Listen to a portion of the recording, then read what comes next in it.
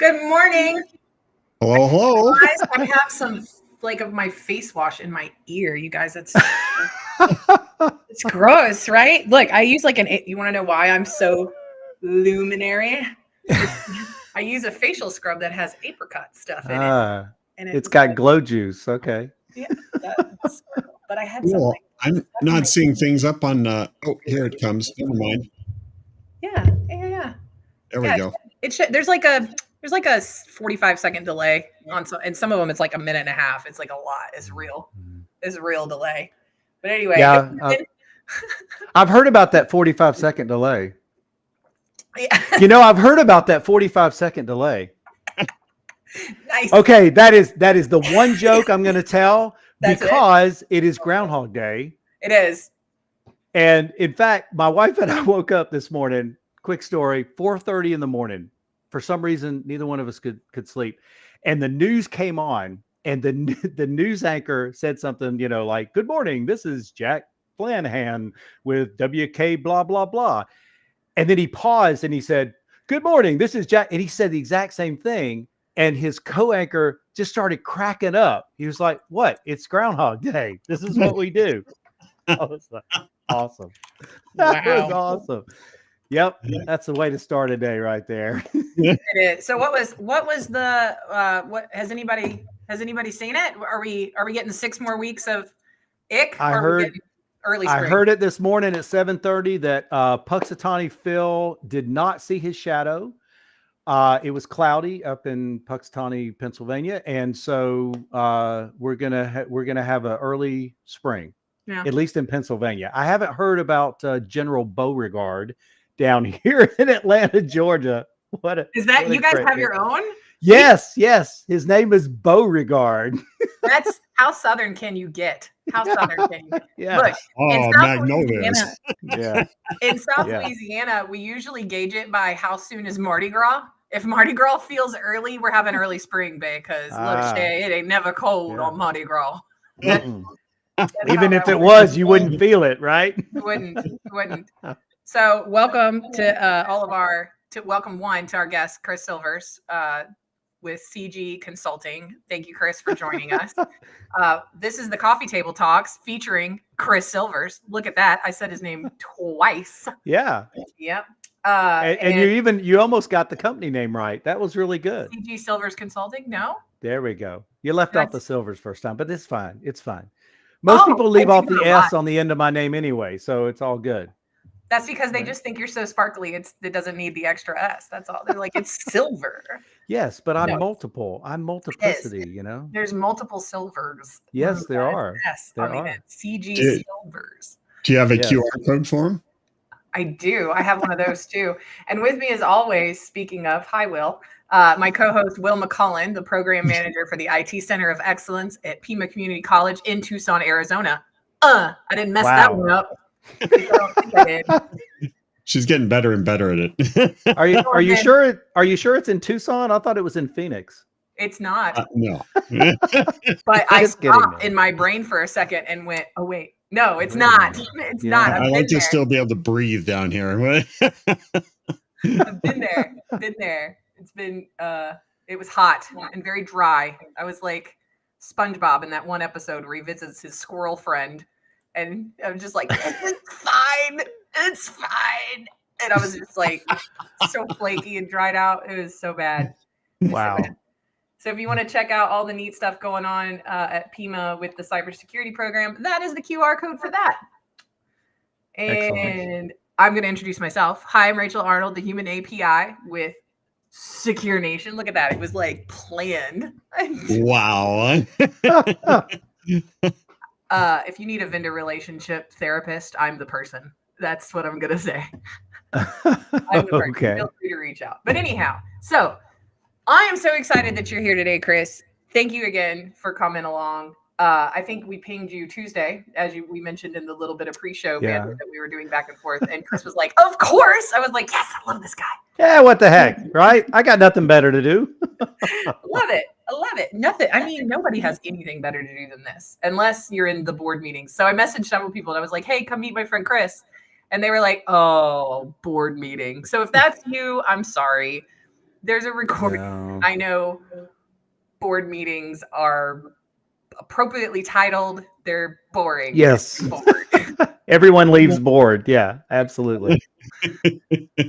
It is. Yeah. No fun. No fun. Have you ever sat in on a fun one, Chris? A fun board meeting?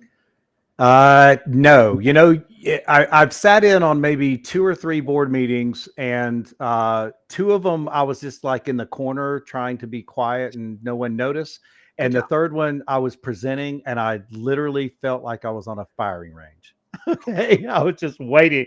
I was ready to duck a shot. Right. Oh man. And Yes. this is why if your CISO asks you to help put something together for the board meeting, you should just go, yes, what do you need? Do you also need alcohol? Yeah. Yeah. My question is, do carpentry professionals have board meetings? Oh, really? Sorry. I would say that you nailed it, but Oh my gosh. Or Well, wait, you how about you this one? didn't I- wa- I you didn't saw warn it me. coming. I Yeah. saw it coming. You She's saw such it a cut coming. up. Ah, She's such a cut up. man, she drilled you on that one pretty bad too. Yeah. Okay. Stop. Hammered it. All right, that's it. We hammered that one home. Oh We can my keep on gosh. we're the worst. Wow. Yeah, we're Wow. the worst. Like Andrew says, I haven't heard a SpongeBob reference in a long time. That's because I'm old, Andrew. That's why. I'm old. My children asked me the other day how old I was, and I said, Mommy's 103. Nice. What do they know, right? Right. They were like, well, if you're 103, how did you get somebody that was daddy's age to marry you? And I was like, I'll tell you my tricks later. Okay, we also have the puns starting to stroll in on the chat. Yeah. Look out. Really chiseling out the jokes today. Man, we're on it. We're here for it. So I would think I was trying to get to how I first met Chris. I first met Chris in 2018 Yes. at my very first GERCon that I went to. And Chris was doing the OSINT Village. Yes? Well, the OSINT CTF. CTF. That was Open it. Source Intelligence Capture the Flag contest. Yes. Yeah. So you do those though regularly and not just at GERCon. Yeah, we actually started in 2015 and at a little conference called B-Sides Atlanta. That was kind of the first real run of it. Actually, a month before that, we did a trial run at our local DEF CON chapter, the DC 404. Shout out to my DC 404 brethren. They're always like my crash test dummies on presentations and stuff. They're so awesome though, but they give such great feedback and they're always so supportive. And I really, they're awesome. And they've been great to both of my kids have always been welcome at meetings, and yeah, it's really cool. But yes, so we have been running it since 2015. So gosh, coming up on 9 years now. And we did not run an OSINT CTF last year. There were just some scheduling conflicts and all that stuff. So we took last year to make some improvements around the contest. And I don't want to leak too much, but our next run of the OSINT CTF is at CipherCon in Milwaukee, Wisconsin, coming up early April. So shout out to CipherCon. Yes. Yes. You guys, apparently I have to go check this out because Chris is like literally the 4th person in the last 10 days that's been like, are you going to CipherCon? Yeah. Or I'm going to CipherCon. It's awesome. And I'm like, all right. It really is. It's really a great conference. You know, we discovered it, I don't know, 2 or 3 years ago where, by the way, my wife's name is Chris. So when I say Chris and I went, I'm not, you know, I'm not being schizophrenic, you know. Yes, I am. No, I'm not. Right. No. It's not the royal thing, right? Yeah. Jimmy's not going to like that. Right. But yeah, I think we came across it because another mutual friend, Dave Schwartzberg, goes to that, and he has a Hack for Kids village there as well. And David Martinjack, the lead singer of Dual Core, usually performs there, and we are huge fans of he and his wife Marina, and love to hang out with them as well. So highly recommend CypherCon. It's almost as good as GurCon. Almost. Don't let Jamie hear you say that. She's gonna come for you. I said almost. I didn't say. You're in so much trouble. That's it. Look how scared and nervous you got. You should. Yes. He is tiny but mighty. Okay. If you guys have ever met, so the organizers for GurCon are Chris and Jamie Payne. And Chris is like this very intimidating person. Okay. Like he looks like a linebacker. He's like, if you meet me in person, you suddenly go, wow, you're 6 feet tall and probably half giant. And I'm like, yes, I am, but that's okay. I'm the friendly giant. Chris looks mean, but he's got a heart of gold. And Jamie looks super sweet and gooey and made out of cotton candy, but she is the real meanness. Okay. Yeah. Like, I think I have a picture of her somewhere shooting birds at a friend of mine. But she's so adorable doing it, isn't she? She is. She is. It's like she's like Xena Warrior Princess in a tutu. It's amazing. I love all of the things about Jamie, and I never want to make her angry about anything. Josh always brings her some sort of tribute when we show up to GurCon. He's like, "This is my peace offering, Queen." Yes. As you should. As you should. Please don't be mean. Last year he brought her. So if there are any Star Wars fans out there, my husband is also very big into Star Wars, and he brought her there's a series on that's like it focuses on Leia whenever she's a kid, and she has a little droid buddy, and the droid buddy's name is Lilu or Lulu or Lolly or something. Anyway, okay. So my husband took one. He printed off the some parts and things and made this droid for Jamie and painted it out pink. Like pink is her. It's her. Yeah. Well, I think her handle is Pink Nightmare, right? Yes, it is. Yes. That's so fitting. So fitting. Okay, now I know who you're talking about. I'm so bad with names, right? No. But you remember. I remember the offering, right? Yeah. I was there for the offering. Right. Now suddenly the sacrificial. Yeah. And now suddenly me and Chris going, she looks adorable, but she will bite real hard. Like, right? It all makes sense now. Will, you remember this tiny presence of a human? So Josh offered her the thing and she was so excited, which he was so glad, right? And but apparently Josh inadvertently angered Chris. Because Chris didn't get one. So so he was just jealous. Yeah, it was bad. It was bad. Oh, sorry, we derailed so far. OSINT. Let's go back to OSINT CTF. So CypherCon OSINT. Yes. CTF, CypherCon. I've shared some links there. You guys can go check them out.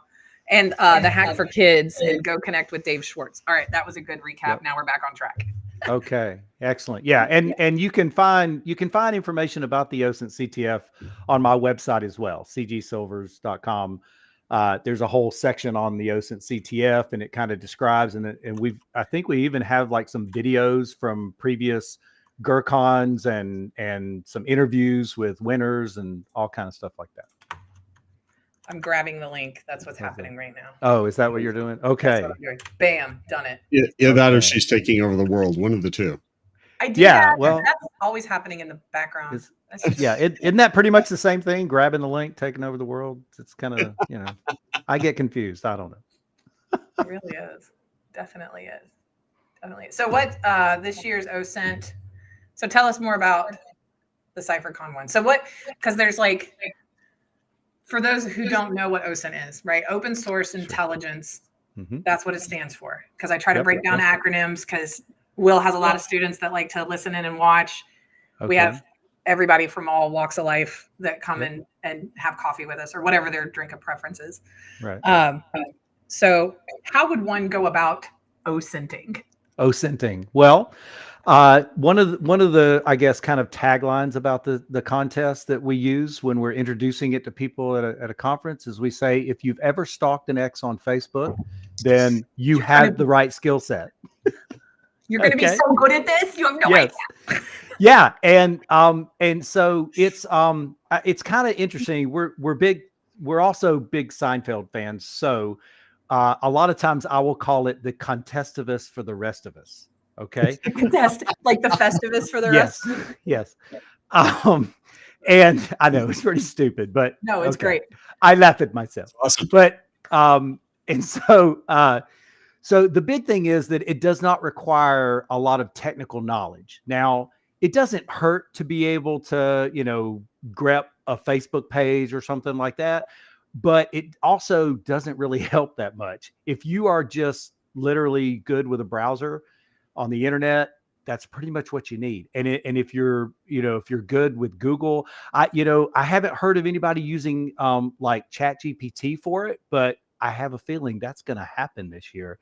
And my brain's going to explode then. But, there are plenty of people. I mean, we had a couple, actually 2 years in a row at B-Sides Atlanta, this guy and his wife played, and they were literally using their iPhones and they won.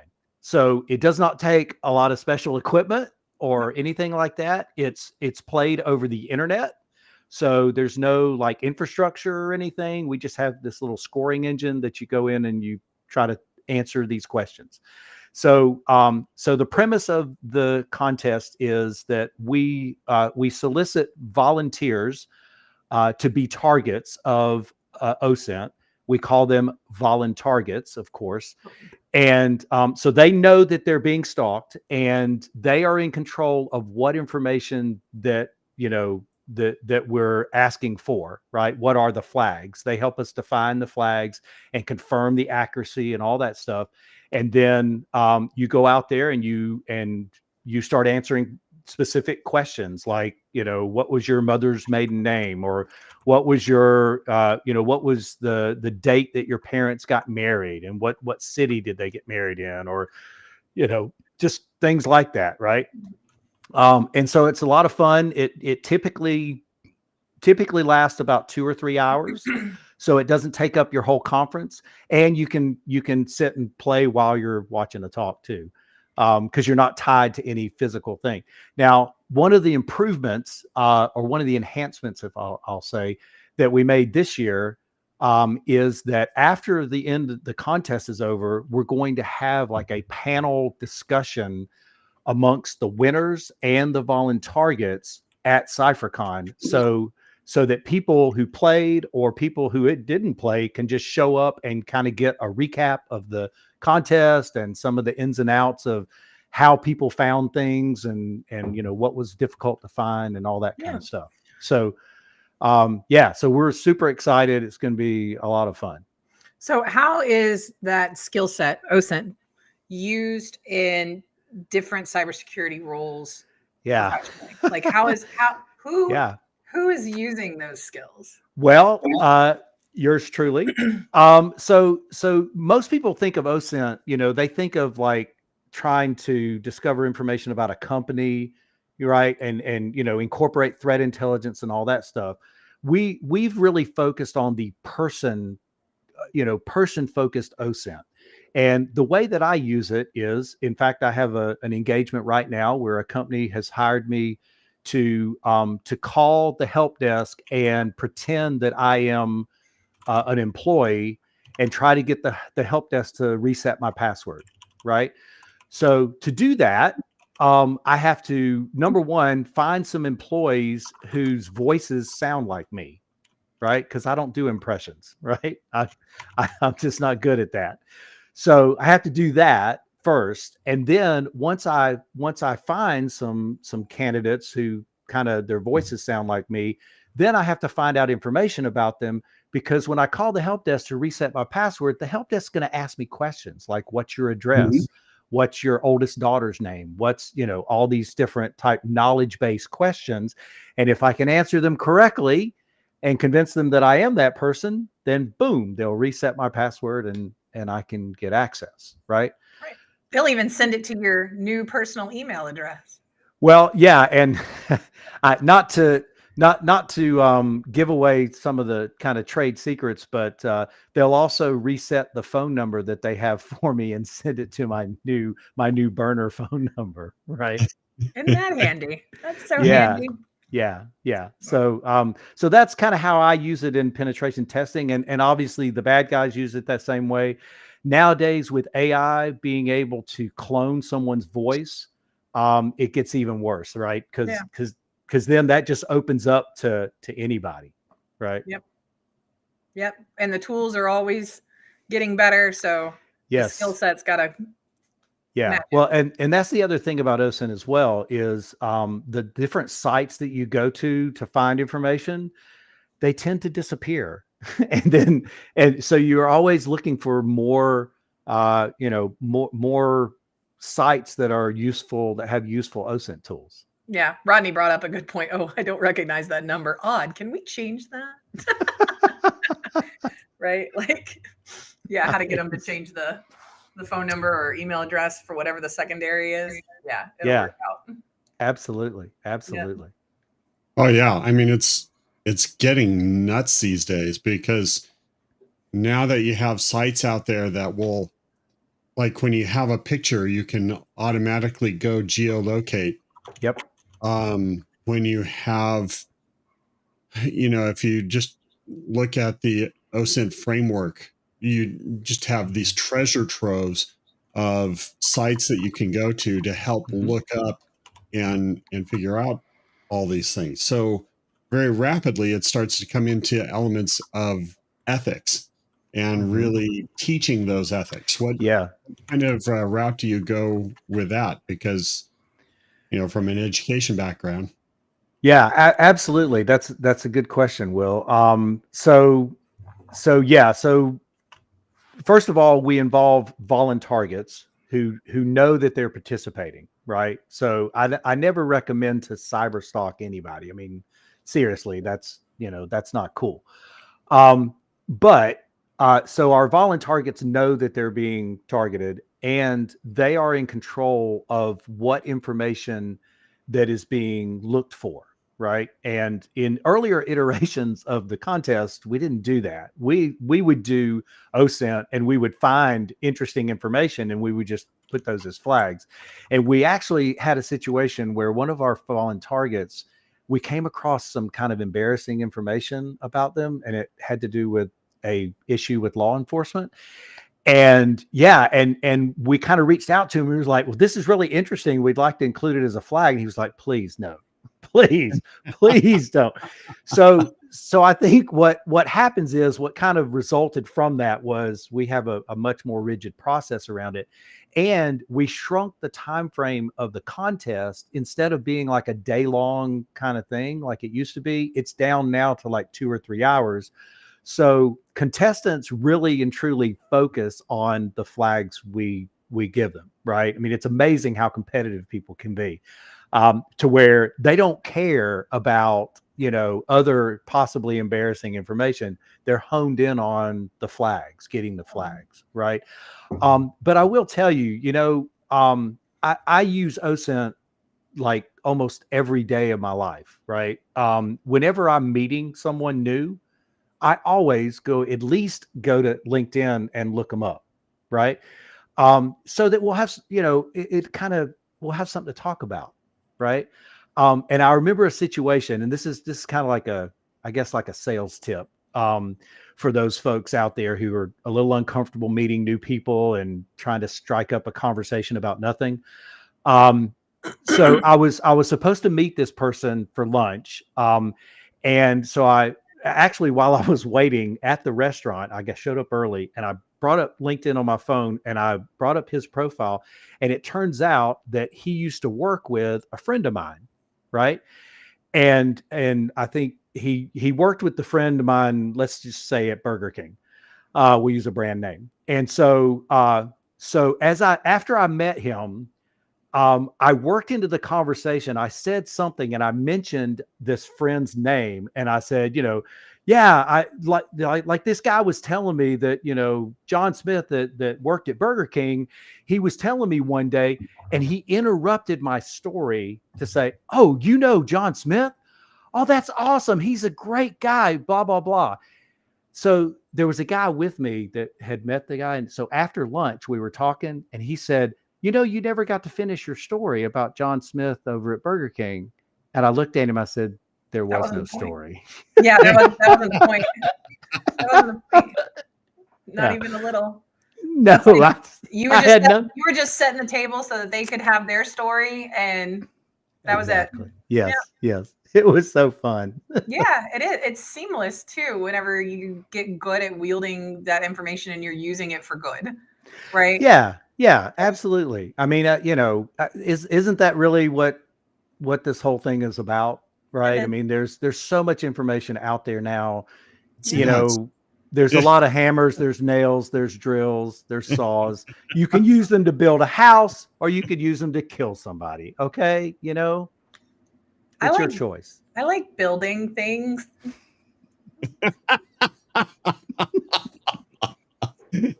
Fun. Yeah, like pathways, new roads. Yeah, absolutely. I just had 6 mafia references come up with construction, like concrete shoes, Oh no. building new foundations with Yeah. bodies under them. We don't do Yeah. that. That's not nice.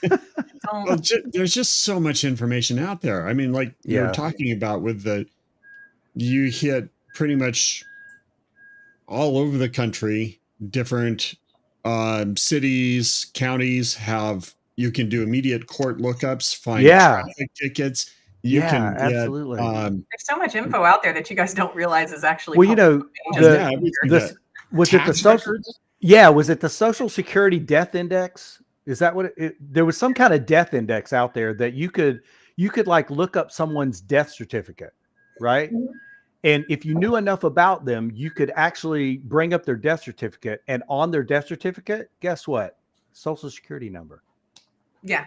See, all these family tree sites and Oh stuff, gosh. that's basically what they do, you guys. Yeah. They take all the public Yeah. information as it relates to you and pull it together, and then they convince your friends and family to also share personal stories or any documents they may have. Sure. Absolutely. That's how we Yeah. build the family tree. Yeah, and and it's really funny. You bring that up. So Chris does a lot of that, like family tree research stuff. Yeah. And it's so funny when she's talking to some of her relatives and they're telling a story about, some great aunt or great uncle. She'll be like, yeah, that story is not true. What actually happened? And I've got the documents to prove it. It's like, oh my gosh, really? So she's the real dangerous one. She does the real for real OSINT, right? Because she has that practice where she's, researching her family. Gotcha. And it's cool stuff. And a lot of people, when they compete in the OSINT CTF, they'll say, I don't think that information's out there. I don't think it's on the internet. And I'm like, well, you know what? It might not be right now, but it probably was 5 minutes ago, and it'll probably will be for an hour from now. Who knows? The internet is not a static thing. It's not a library of books, right? Right. It is ebbing and flowing. And all the time. Yeah. It's like the universe. We're constantly running into dark matter and just filling the space, you guys. It's fine. But that's also a fantastic point with like the wondrous resource of the Wayback Machine, right? Yeah. You don't just think two-dimensionally, right? You can go back in time as well and look at those same spots. It's just boggling how much is out there and how much creativity you can pull out. Yeah. So much information. Yeah. And you said the key word there, Will, creativity, right? That is what limits us when we're trying to learn and trying to find things on the internet, right? Yeah. We're limited only by our creativity. And especially now with AI and all that, I mean, my goodness. Yeah. It blows my mind. So how much of this information? Oh, sorry. Go ahead, Will. Yeah, AI is the ultimate knowledge share, right? Yeah. Like Google. Yeah. Will asks, how much of this information is free? How often do you need to maintain subscriptions? Do you subscribe to anything to get? So that's the nature of open source intelligence, though, isn't it? Is that it's open? That is one of the rules of our contest is you can't use any paid subscriptions. Right. Not even any trial licenses, none of that. Yep. The O being open or open source to me translates as free. Yeah. So So I used to have a subscription to a site called Intel Tactics, I think is what it was called. It's Michael Basil. Michael Basil, his site. I used to have a subscription to his because he had this kind of collection of tools that just made it easier. But all those tools were free. So you could literally go out and put those tools together yourself, or you could just pay him to, and go to his site. Yeah, maintain it and right. all that kind of stuff. But for the most part now, I just maintain my own kind of list of resources, and every now and then a site will go down and I'll have to go find another site to do that particular thing and what's all your that. What's your favorite one? What's the first one? Whenever you're given a volun target, what's the first site you go to? I know what my answer is, and I just want to see if it matches. Well, I mean, you can't escape going to Google, right? I mean, you just literally type in what you want to know into Google search engine, right? And yes, Rodney, I would say LinkedIn is like a close second, right? Because most people have something there. Yeah. My link, you know what it is? It's because people feel committed to honesty on their LinkedIn page, because that level of honesty about all of their credentials, their educational background, all that stuff. And then, I know where my favorite place to go is Facebook, especially if they don't have a LinkedIn. Yeah. Because that also means that they've hidden their Facebook, because everybody's got one somewhere. If you've taken it down, it don't matter. Your sister, mama, brothers, cousin, grandma is sharing pictures of you, and you just don't know it. Yeah. If we could all keep our mothers off of Facebook. They love us though so much, Chris. They want to talk about us all the time. Oh yeah. Yeah. I mean, this may sound a little morbid, but from one perspective, I'm fortunate that my mother passed away before she got a Facebook account. Hey. Okay. Yeah, because that stuff lives forever. It definitely increased my OPSEC, right? Because she would be posting all kind of crap about me, I'm sure. Oh yeah. So your mom is out there telling you business and you don't even know it. And she doesn't mean to. She just is excited that you graduated from this college and you married that dude and this is what your maiden name was. And Oh, absolutely. Here's the family reunion. All the stuff. Jill, you tell everybody what your favorite color is and what your first dog's name was. She's like, oh, his name was Pippi and he was so adorable. And guess what? We just found out the security questions to all of your passwords. Good thing we picked him up in 1974. Oh, Pippi 1974. Bam. I'm in. Yeah. Yep. That's it. It's a scary, scary thing. And it's just because we're predictable as humans and we like to try to remember things, and companies that manage our passwords want us to remember things, right? So they pick things based on us as humans, and that's just not me, baby. I randomize my whole passphrase every time. And it is 26 characters, okay? All the way across. Okay. Make a note. Rachel has a 26 character password. Joke's on you. It's only 8. Starts with a P. Password is my password for everything. Yeah, and then when you take that creativity, because we were talking before the show of the hacking mindset, right? And then you start to apply some of the tools that are out there. Rachel's very fond of APIs. You take those tools and start to plug that in there, and they can make all that searching so much easier. And just hoover up information.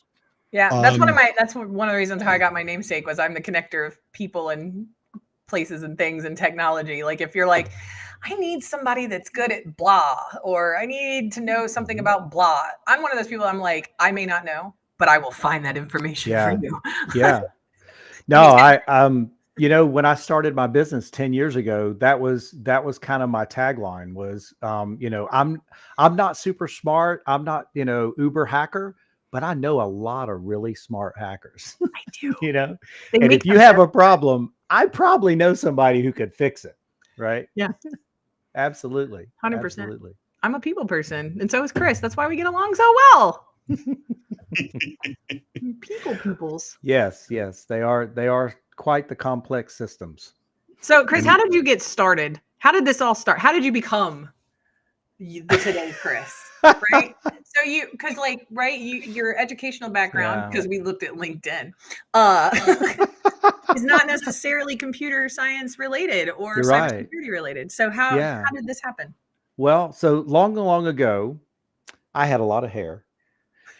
And so did Will. I know what you're talking about. Yeah. I wish I had like a picture from college I could just pull out and be like, yeah, see? No, so actually when I graduated college, I went to Georgia Tech, and I don't know if you could, I guess you can't really see the diploma there, but went to Georgia Tech. So I am absolutely a rambling wreck all day long. And met my wife there. And when I got out of college, I went to work in the janitorial industry, right? A friend of mine that I went to college with had gotten into it and was like, dude, you got to do this. There's so much money in this, and it's so much fun and all this stuff. I was a management major. So I spent 7 years in the janitorial industry, like managing, operating crews and being an account manager. And I learned about customer relations and all that kind of stuff. I also learned a lot about how buildings and the way that buildings work, right? Which kind of relates to what I do now. But I had a particular client and I guess you can look this up. One of my clients was the Federal Reserve Bank of Atlanta. Okay. And I established a really great relationship with the coolest person on earth who worked there. She was my contact, and we would do like a monthly inspection of the building. Okay. And we do it like late at night, like from 1 o'clock to 4 o'clock in the morning or something, right? Nobody's there. Well, she wanted to inspect right after the cleaners finished. And they would usually finish around 1 o'clock. So we would do that. And after we would finish, we would go play a round of golf, which was so cool. Yeah. We would inspect Thursday night, and then Friday morning we'd go and play golf. And then I would take the rest of the Friday off. Right. Yeah. Because you got to sleep sometime. Yeah. Sometime. Well, I was young. I didn't really have to sleep. But so anyway, so she convinced me to leave the cleaning industry and go to work for the Federal Reserve Bank. And it didn't really matter what I was going to be doing. She was just like, Chris, you belong here. The way you are, your integrity, your honesty, how transparent you are, you belong at the Federal Reserve. We need people like you. So I was like, okay, well, you got a job for me? So I started out in the funds transfer department, like keying wires for customers and doing stuff like that. And I was on a particular project that ended in about 1.5 years. And so after the project was over, I didn't really have much interest in staying in funds transfer. So I started looking for another job. Well, there was an opening in information security. Now, this was late 90s, before security was cool. Yeah, they didn't even know what they were doing. So what they were doing was they were administering ACF2 on a mainframe. There you go. Okay. They were adding users to groups in Novell 3.1, right? NDS. Yeah. And they were doing auditing reports and violation reports on this HPUX system. Rachel was in high school. Yeah. Those were like the main 3 things that they were doing, right? And none of those were technical. None of those were fun and sexy. In fact, when you walked into a cubicle area and people saw you coming, they would like leave. They would literally walk away. It was like you were an insurance salesman, right? Because nobody wanted to hear from security because it was going to be bad news. We noticed that you tried to access this resource and blah, blah, blah. Can you explain yourself? Yeah. And so when I got in there, I didn't care. I just needed a job, and they were offering me more money. So I was like, okay, cool. I could try this. I got in there, and the first project they gave me was PwC had done a modem dial test, right? Like a pen test, but using modems. And they had dialed in, and they had found some issues. Let's say I want to keep that general. Okay.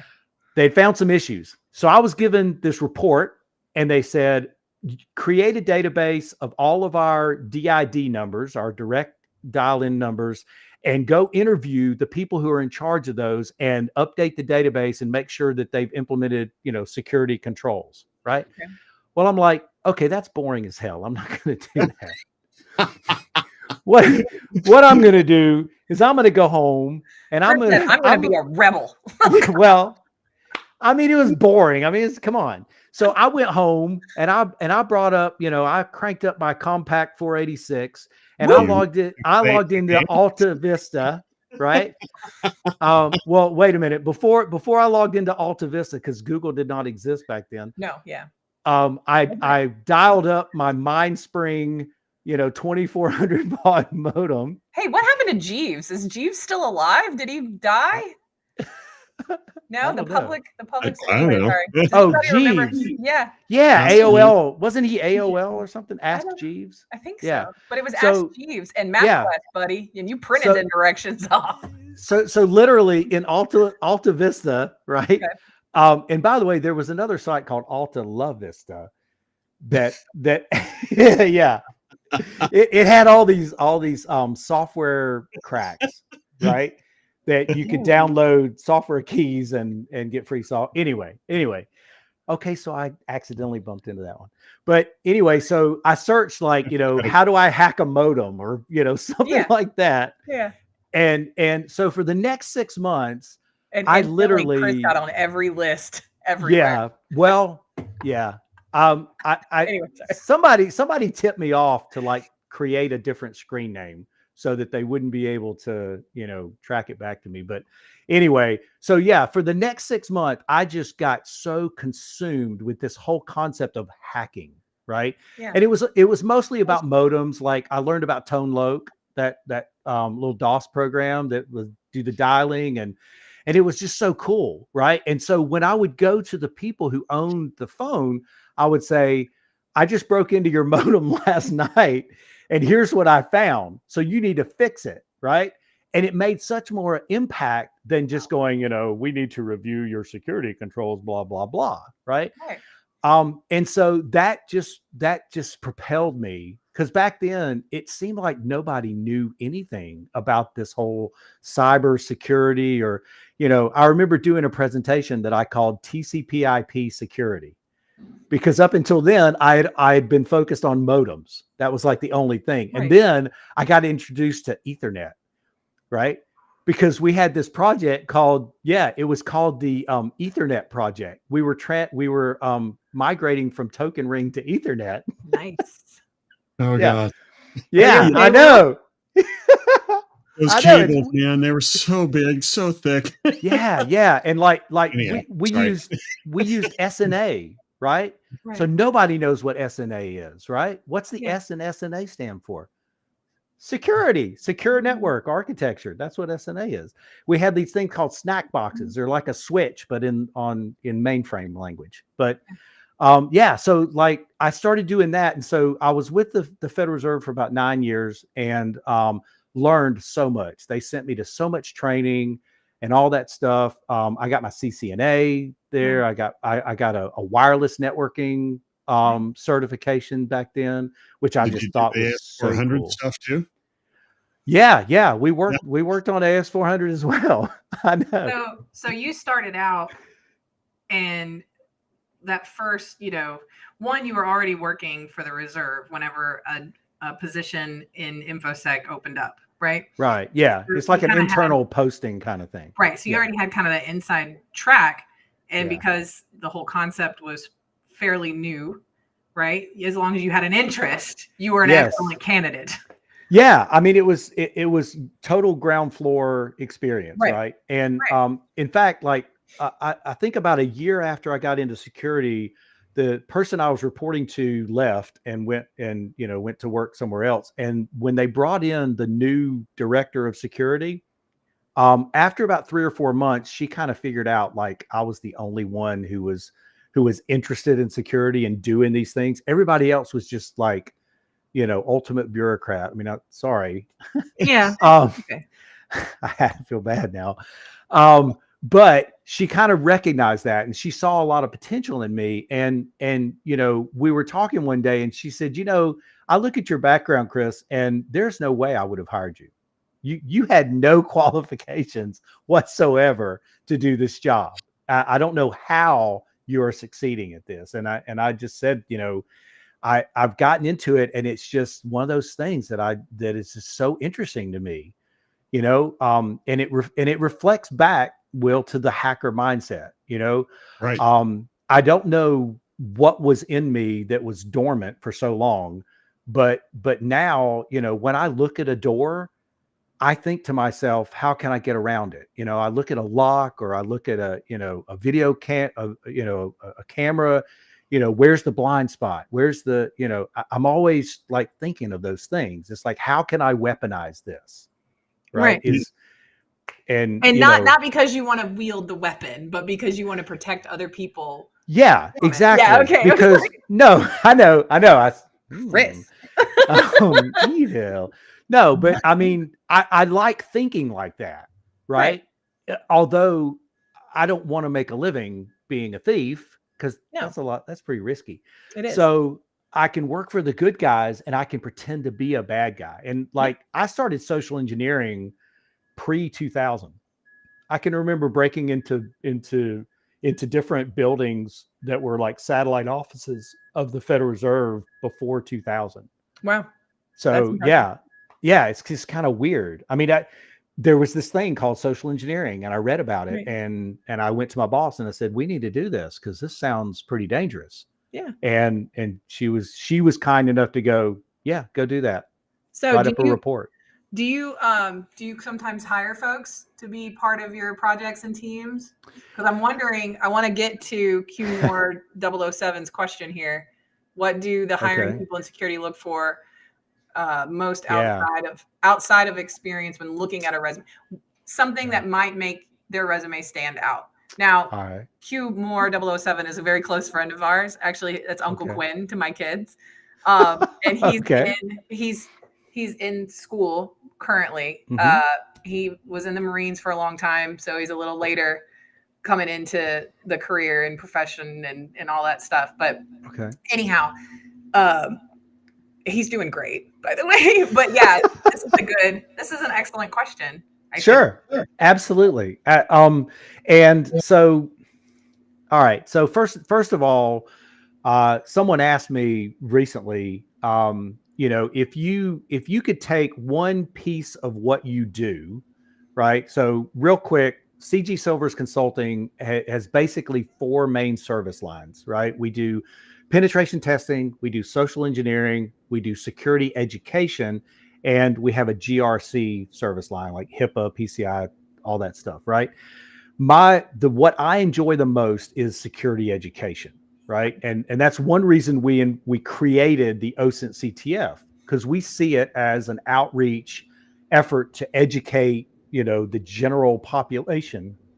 And I also teach classes, right? So there's this thing called CMMC, and I won't bore you with what it is, but I teach certification classes for CMMC. I teach CCP and CCA. I've also developed some of the content and all that stuff. And I love teaching. As you can tell, I'll talk all day long, right? We get along. And yeah, absolutely. So, so when I teach a class, every class I teach, I always give my students my cell phone number, my email address, my LinkedIn, and I encourage them to reach out to me if they ever need anything, whether it's security or otherwise, right? Because I really feel like to be a good teacher, you need to expose yourself. You need to reach out and connect with students, and you have to give them access. Actual legitimate access. That's where the magic is, right? And so students come to me all the time. I speak at different colleges. I speak at Kennesaw State University a good bit.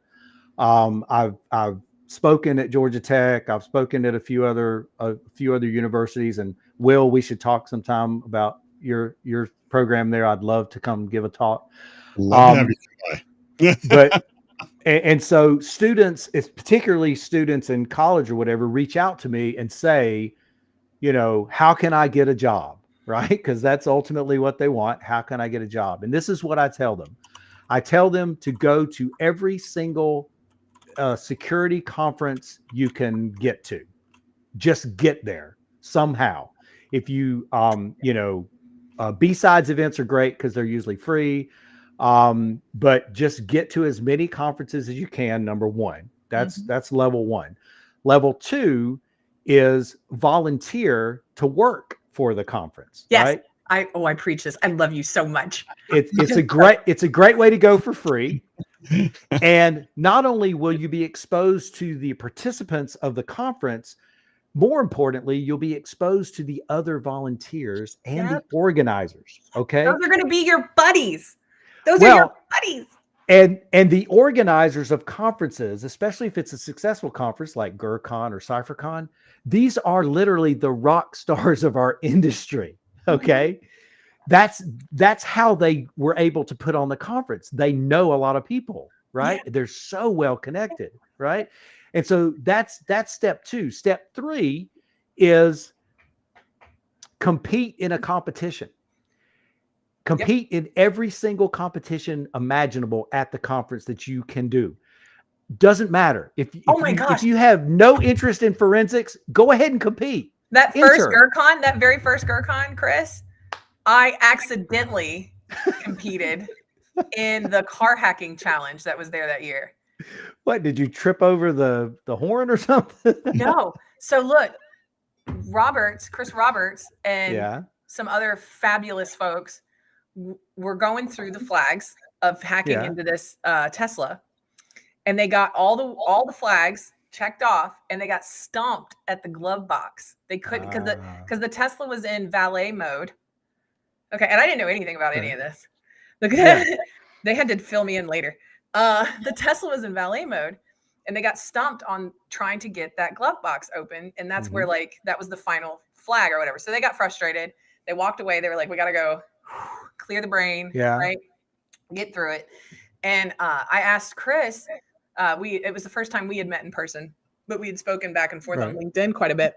And I asked Chris, I said, "Hey, is it rude if I just go and look? Like, I know you guys are in the middle of this and you're just taking a break. Like, I didn't know how to go about any of this at all. I didn't know if there was like a schedule or what." And he was like, "No, here's what we've tried so far." Like, he was very welcoming about it. He was like, "No, go ahead, whatever." Y'all, Chris. I took that whole dash apart. The whole dash apart. The owner of the Tesla was probably like, "Ugh." But I was kind about it. I put the screws in a little cup to the side. And then I started looking around the glove box, and I started thinking, and y'all, I'm such an ADHD squirrel. I had the whole dash apart in like 7 minutes. Like, it took no time. I was like a dog with a bone. Okay. And I thought, all right, if I'm a police officer and I'm impounding this vehicle and I need to search this vehicle, there has to be a fail-safe. There has to be some other way. Because if I'm a police officer, I don't have the resources to have cybersecurity experts come in and crack this open via the platform on the Tesla console. Okay.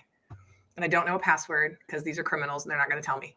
Right? Like, okay, there has to be a fail-safe. There's always some sort of way to get around it. And I started once I got the dash apart, that was part of the reason I took the dash apart, because I was like, I need to look inside behind the glove box itself. So I started looking around and poking around, and I shone a flashlight in, and I was like, I'll bet you they wouldn't have to take the dash apart. I'll bet you they wouldn't have to do this. And now I feel really bad because I took the dash apart.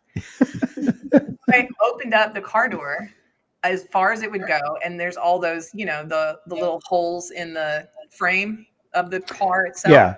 And I shone flashlights in there to look around, see what I could see. And on top, because I'd already taken the dash apart, and lo and behold, there's a little silver tab on the inside that says, "Pull here, stupid." And it was just long enough to get like just a regular screwdriver in to pop the glove box open. And I grabbed there was money in it. So I grabbed the money Sweet. and the prize and whatever else it was, and I walked it right over to Chris Roberts. And I said, "Here you go." And he like almost spit all of his whiskey out. Yeah. And he went, "How the bloody hell did you do that?" and I told him, and I was like, "Good job, you guys win, I think." And he was like, "You're now part of the team." And like Yep. it was a total accident, but it was Yeah. so cool. I have a bunch of pictures that I love and will cherish forever. Oh yeah, I bet. So That's awesome. It was so fun. So yeah, everything Chris said, go jump in, participate, ask yes, questions. and the key though is, and you illustrated this beautifully, Rachel, is the key is you want to compete in a contest that is team based. Yeah, right. You do better as a team. Well, because not only if you win the contest, you can put it on LinkedIn and it will, it will tell people that you have some experience, because that's kind of your experience substitute. But also, once again, just like volunteering, you will develop relationships with other members of the team, like you did with Chris Roberts, right? Yeah. And so all of a sudden you've got a small little tribe of people who are now wanting to help you, right? Exactly. And not to mention, I think this podcast episode is probably now very popular amongst Tesla. Hey, there you go. That's right. Tesla's it's at right least paying here. attention. Yeah. And of course, once you do that, like if you win a contest, if you're fortunate enough, as I was, to win a contest that has some level of notoriety, then all of a sudden that kind of builds your identity out there in the world, right? And people come to me, for social engineering assistance because, I mean, literally my LinkedIn profile, I think it says something about black badge winner or whatever, right? I mean, it was hard. I earned that black badge. I'm proud of it, right? And so things like that will build that recognition, and then also try to speak at conferences, right? It's speaking at a conference is like dropping a $20 bill in the middle of the room. Someone's going to pick it up, right? People will approach you. Yeah. You don't have to approach them. And that makes for a much better conversation. It really does. You have a lot of points right there. Yeah, sorry. No, I've given this little spiel a few times, right? And I've kind of thought through, the reasons behind it all, because that's essentially what I did. It's one of my most valuable team members. It's what he did. He got out of school and he had done a lot of research in wireless technology, and so like every conference he goes to, he still participates in at least one CTF. In fact, at a little conference called Hack RedCon, if you aren't familiar, it's in Louisville, Kentucky, in the fall. He and a friend of his won the OSINT CTF during the first Hack RedCon, not this past year, but in 22. That's awesome. Yeah, absolutely. And I didn't give him any hints. No, not even one? No, not even one. All yeah. Right. Well, and the funny thing is, the reason they won is they picked up this person they added this person to their team that neither one of them knew. And it just so happened that she was like Argentinian or something. And one of our voluntargets was from Argentina. And so she knew how to search for things internationally, which is different, by the way, than searching for people in the United States. It's a different ball game. Yeah. It is different. And I don't know how to do it in other countries. So. Yeah. Well, and I want to make one other point about the OSINT CTF and CTFs in general. Is what I find is the most successful teams are the most diverse teams. They really are. Diversity breeds creativity. It does. Right? And different ways of thinking and everything else. Yep. Absolutely. If you have diversity in thought and diversity in perspective, you can accomplish so much more. It's amazing. It really is. I think that's a great closing thing that you did right there, Chris. That's something awesome to think about. Yeah. It is. It's working out. We have hit time, and we can still. Oh my goodness! It is know. time. It is. This has been so much fun. The only reason that I know that is because I have a little alarm set that's like, "Hey doofus, stop talking." Yeah, STFU, right? Yep. What was that rule? Is that rule number 4 and rule number 10 Maybe. of the dual core 10 commandments? Probably. Yeah, I think 10 is shut the actual F up, but yeah. No, that's fine. It's one of my favorite. It's one of my favorite dual core songs. It might be. Really good. Will, do you have any closing thoughts for today? I mean, a lot, so much we could keep going. I know. Yeah, I'll just try to get it short. This is awesome, and thank you so much, Chris. And definitely, you have an open invitation down in Tucson. Love to have you come by and check things out. Thoughts that came along the lines for the OSINT stuff, because there are a lot of folks that seem to be very interested there. Yeah. You mentioned Keith Brazel's site. He's got basically a massive book on if you want to try to pull away some of your information from the OSINT, how to do that. And that's a fantastic resource. But then also, if you're interested in getting into seeing what can be done with it, Bellingcat is a really interesting site for where they go and do investigations and do a lot with what some of the stuff that comes out in the news and things like that. And they refute a good portion of that. So just those are just some thoughts to throw out there. But yeah, definitely the education, hacker mindset, looking at things from a different perspective, being inspired by that and looking for different ways, so important in this industry. 100%. Oh yeah. Absolutely. I love it. Thank you, Chris, so much. You guys go connect with Chris on LinkedIn. This one will take you to LinkedIn. Once again, definitely go check out everything that Will and the gang are up to at PIMA with the cybersecurity community. And as always, look out for future episodes by following the SecureNation LinkedIn page. That's what that last QR code is. We will see you guys next week around the same bat time, same bat channel. So look for those event posts to come out and for me to pester you all individually, one-on-one, all 3,000 direct messages that I painstakingly put in with love and tender care. I am not trying to guilt you in any way to skip your next board meeting. I might be trying to guilt you into skipping your next board meeting. It is very difficult to hold down the control key and then reach over and press the V key, right? It is very difficult to do that. You also have to click at the same time. It's a lot. Yes, I agree. Do you know how long it takes me to reach out to 700 people? It takes me a whole day. It's all day. And it's so repetitive and my ADHD brain hurts. I have to give myself a reward every 100 people that I contact. It's really hard. So that's what really takes all the time is you're rewarding yourself every 100 people. And it might be 10 minutes of gameplay for every 100 people. It might be. It might be just so I can break it up a little bit, the monotony of it all. But I love seeing you guys every week and it's worth it every time. I'm not even complaining a little. I really do love it so much. So we will see you guys next week. Thanks again, Chris. Thanks as always, Will. Tell everybody at PIMA we said hi. Oh, absolutely. Okay, good. We'll see you guys next time. Thanks.